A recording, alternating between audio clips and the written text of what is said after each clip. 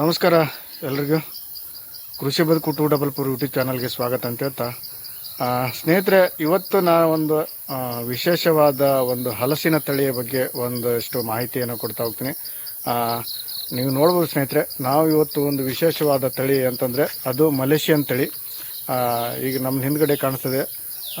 ಇದರಲ್ಲಿ ಏನಪ್ಪ ವಿಶೇಷತೆ ಅಂತಂದರೆ ಸರಿಸುಮಾರು ಇದೊಂದು 4 ವರ್ಷದ ಗಿಡ. ಈ ಗಿಡ ನೋಡ್ಬೋದು ನೀವು ರೈತ ಬಂದರೆ.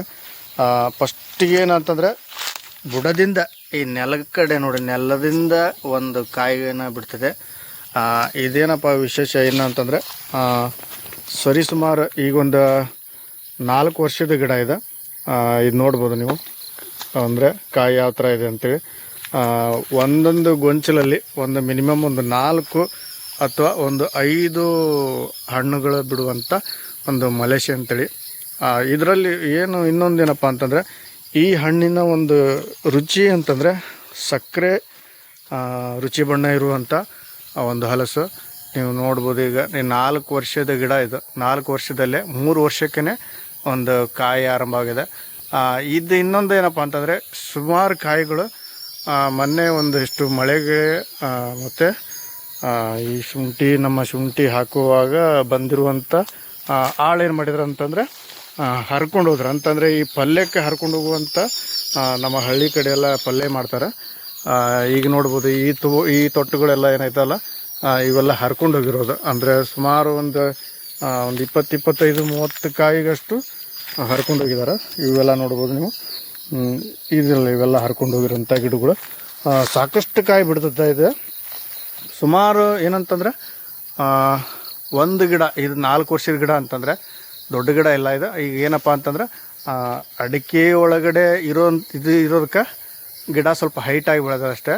ಅಂದರೆ ಗಾಳಿ ಬೆಳಕು ಸರಿಯಾಗಿಲ್ಲದ ಕಾರಣ ಗಿಡ ಹೈಟಾಗಿ ಬೆಳೆದ. ಆದರೆ 4 ವರ್ಷದ ಗಿಡ ಇದೆ.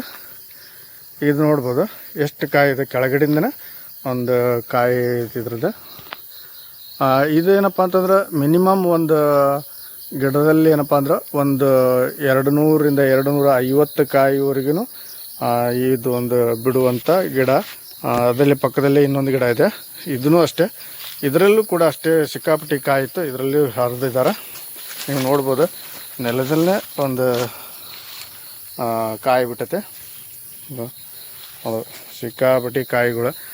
ಇದರಲ್ಲಿನೂ ಅಷ್ಟೇ, ಇದರಲ್ಲಿನೂ ಕಾಯಿ ಹರಿದಿದ್ದಾರೆ. ಹೀಗಾಗಿ ಸಾಕಷ್ಟು ಕಾಯಿಗಳು ಇದರಲ್ಲಿ ಇಲ್ಲ.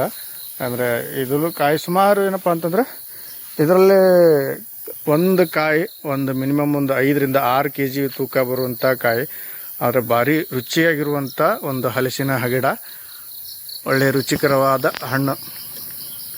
ಅಂದರೆ ಮಲೇಷಿಯನ್ ತಳಿ ಇದು ಅಷ್ಟೇ. ಇದರೇನಪ್ಪ ವಿಶೇಷ ಅಂತಂದರೆ, ಈಗ ಹಲಸಿನ ಹಣ್ಣು ನಾವು ಒಂದು ಸುಲಿದ್ರೆ ಒಳಗಡೆ ಇದರಲ್ಲಿ ಅಂಟು ಕಡಿಮೆ ಅಂತಂದರೆ ಒಂದು ಅದು ಹಲಸಿನ ಒಂದು ಹಣ್ಣು ತೆಗಿಬೇಕಂದ್ರೆ ಒಳಗಿಂದ ಅಂಟು ಕಡಿಮೆ ಬರ್ತದೆ.